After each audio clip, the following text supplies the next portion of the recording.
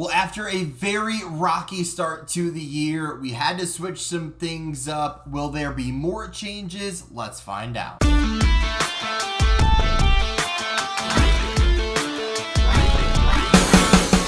What's on, guys? Jay Hoyt back with you today. Welcome back to episode number 16 of our franchise mode with the Buffalo Sabres. We are back here at the halfway point of the year, and although our start to the year has not been terrible, it's still not been great. So we currently sit 21, 18, and 2. Last 10 haven't been that great.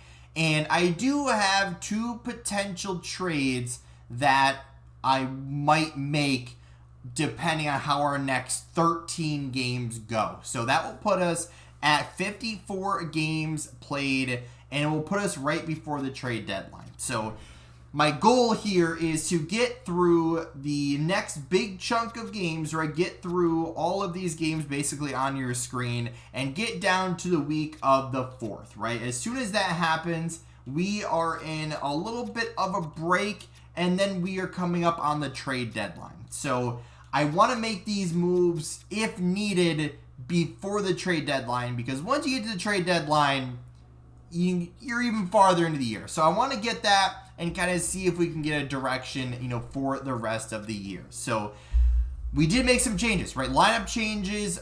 We did bring up Tarasov. We swapped him and Klang.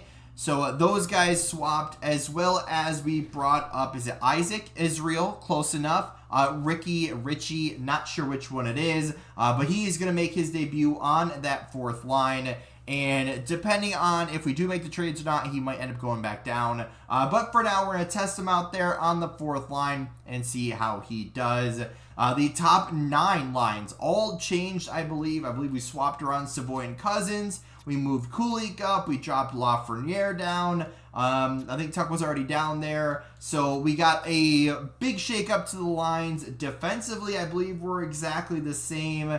So we are there as well. And then, of course, Tarasov, like I said, is back up here. I'm ready, right? These next 13 games are crucial. So we currently sit, I probably should write it down, 21, 18, and 2. Let's see what we are after those 13 games. All right, well, it's time to show up or shut up. One of the two here. We did offer some extensions too. I forgot to mention that at the start of the video. So those will come through. I think that was all, actually, just the 2. And, all right, so a few losses in there, actually a bunch of losses in there, and that might all but confirm what our next plans are as yeah.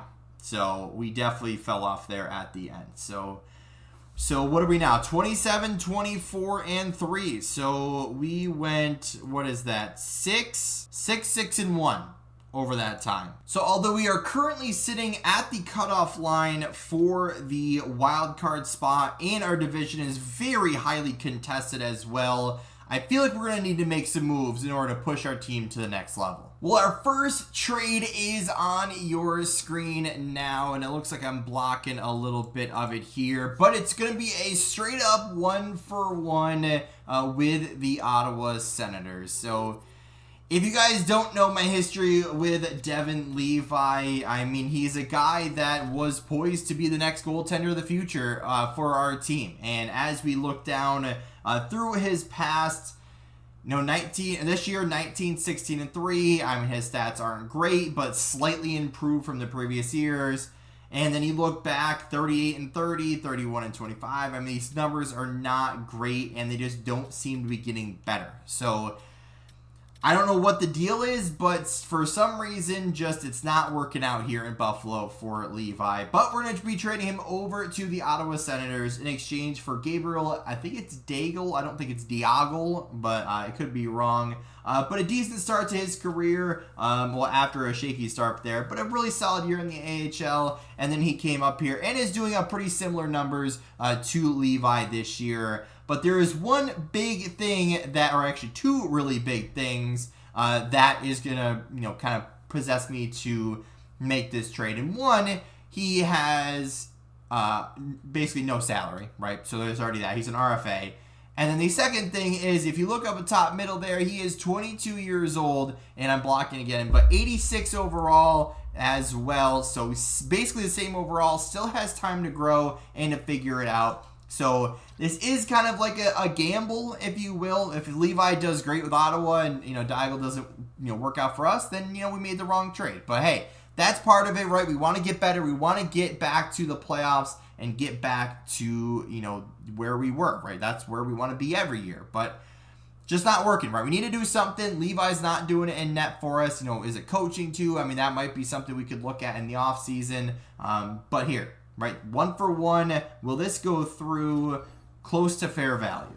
So we throw in an additional random prospect and it goes through. So it's not the original trade I had, but either way, we got it to go through. Daigle, welcome to the team. Welcome to our crease. And our next trade is on your screen now. And this one is a big one, right? And when I say a big one, it's one I don't want to make or didn't anticipate making, but given last off-season's, I guess, antics by whatever team it was, Tarasov now wants a ridiculous contract. And we're not going to be able to re-sign him for that. And he is not really worth $8.8 million, especially given that he is a defensive defenseman and is not putting up, those big-time numbers, right? So we're not expecting anything, major out of him, right? The 15, 20 points is kind of what I expect. I mean, even like 15 points and just good plus minus and everything is kind of what I expect for a, kind of defensive defenseman playing alongside with, a guy like Dahlin.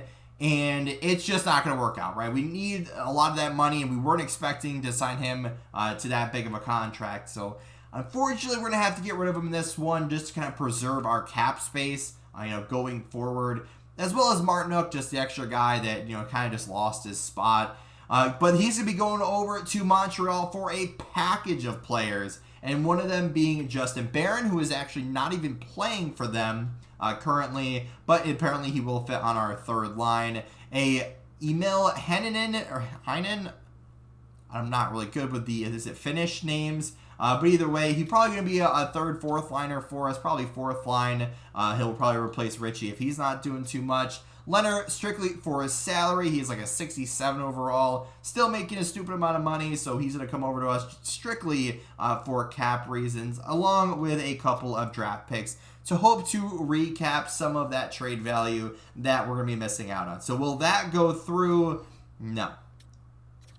So we end up switching the draft picks around a little bit. So we had to get rid of the second round pick from their side. And then it was quite a bit low, or just a bit low, or whatever that word was. So we added in some random prospect that we were never going to sign. And it happens to go through. Happy to accept on behalf of the Montreal Canadiens. So we will take that. Let's go fix the lines and get into the rest of the year. Well, I actually like the layout of our team now. I mean, not that I didn't before with Tarasov in there, but it allows Barron to be on that third line, and then Nemec moves up to the first line, and everyone's line fits all work a million times better. Outlook for the rest of the time here, let's get up to the trade deadline and hope those moves will all work out. Martinook, I mean, we just traded you. No, I don't want to reclaim you on waivers.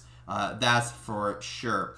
But we had a little bit of a break. We made some changes. Let's get into the winning column. That is for sure. But all of these losses are not going to be where we need to be. Because, oh my goodness. All right, so where are we at? So we are at 60 points. We are 6 points out from our third place division. And we are 4 points out from the wild card. But we have also played a few more games. Gotta remember to hit the record button when this all happens. But we did just make a trade with the Vancouver Canucks. It's on your screen underneath me just a little bit. And we acquired forward Vladimir Tarasenko in exchange for, I think it's Tyler Madden, who was our fourth line center. Hasn't really been doing much. Plus, we have some depth we can bring up, along with a third round and a sixth round draft pick. So a pretty good pickup for us. Provides us with some depth scoring as well as some veteran leadership as well. So a great trade for us. Let's see what else is out there. All right, time to lock in for the second part of this video and get us up to the start of the playoffs, right? We are 65 games into the year. We sit at 64 points. I mean, that's only 2 points off from third place in our division, and it is 4 points off from a wild card spot. So we still have decent amount of games, decent amounts of points, decent good chance of making it. So let's go a little bit at a time here. We had to fix the lines after the trade deadline. Nothing really happened that I can think of other than Tarasenko trade, and we claimed a player as well just to have, you know, some extra players. So that's what we want to see, right? We want to see those wins. And we still sit in a good spot, right? 2 points off from division, 2 points, technically 4 points off from the wild card. So let's keep going, a couple games at a time here, and hope to earn some points, right? That's all we care about, earning points. Right? We get one there versus Minnesota, and where does that leave us? So we gotta be, okay, so everybody won when we needed to. So we are very contested here, basically. So we gotta be at 78 points. I feel like the writing's on the wall on this one, because I feel like that just kind of sealed it. Yeah, with those couple of losses, there's kind of no way, right? 82 points, 82 points. Everyone else is winning when we need to. So even if we won the rest of the games, I don't feel like we'd have a good chance. So that is tough. How do we lose like 10 straight games and then win the last game against a playoff team 9-1? Well, let's take a look at the end of the year stats as we normally do. Another huge year by Thompson, just absolutely wasted. 50 goals, 92 points for him, 91 points for Benson. Tarasenko, a little bit under where I want him to be, but went point per game with Vancouver, then comes to us and then doesn't go point per game. We did put him on the power play, only 1 power play point. Tuck with a big down year, honestly, given that he was putting up 90 points last year, but kind of back down to reality of, you know, 60s, 70s points, right? That's kind of right where we expect him to be. Batherson with a solid year, 67 points, arguably his career best. 30 goals, by the way. Cousins with a bigger of a rebound of a year, 65 points. Kulik with 55 points. Savoy, a little bit under what he did last year, but again, kind of sophomore slump, if you will. Lafreniere with a disappointing year, 42 points, so it's not bad. However, we were expecting more from him, right? We were expecting him to be, you know, our second line left wing, and he just kind of wasn't there. Peterka, you know, he did bounce around, you know, from the third and the fourth line at the end, so it's a little bit affected. Heinen came on late. Cunnin was there. Lapierre was there at the end of the year. 3 goals, 18 games played. I mean, can't really say anything about him. Dahlin, another big year, 56 points. Power with a big year as well. He's finally figuring it out on the second line. 44 points for him, his career best, I believe. Faber with a, I'll say decent year, but not a terrible year. Nemec, 15 points. Park, 12 points, -1. And then Barron, 1 point. I mean, we're not expecting him to get points. And then our goaltenders, I mean, 8, 12, and 5. I mean, obviously that's not what we wanted, but Tarasov didn't do much better than Klang, honestly. Like, they both kind of didn't do great. But then we take a look at our AHL team, and I think we're the best team in the entire league. So I don't know what that's all about, but obviously something down here is working and something up in Buffalo is not.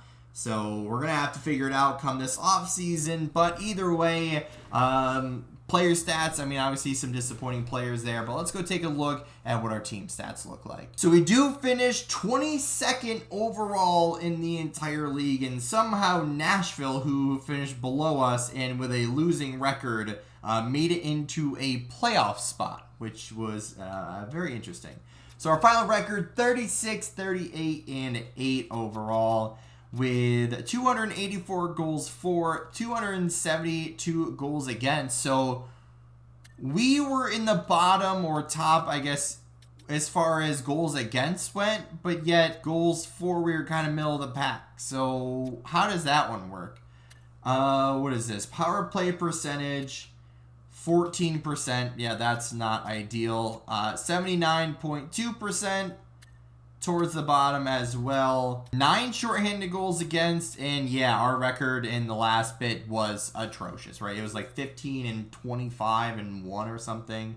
Or actually, I'm missing a game because I didn't count the overtime losses. So either way, not a great year. Yeah, I don't know what we're going to do this offseason, but we're going to have to figure something out because we can't just keep losing, right? Something's got to happen. But either way, I'm going to watch out the rest of the AHL Calder Cup run for our team in Rochester, and then we're going to start prepping for next year. So that's going to do it for today's video. If you did enjoy, hit the like button down below if you haven't yet, or if you're brand new here, make sure to subscribe. And as always, guys, we'll see you in the next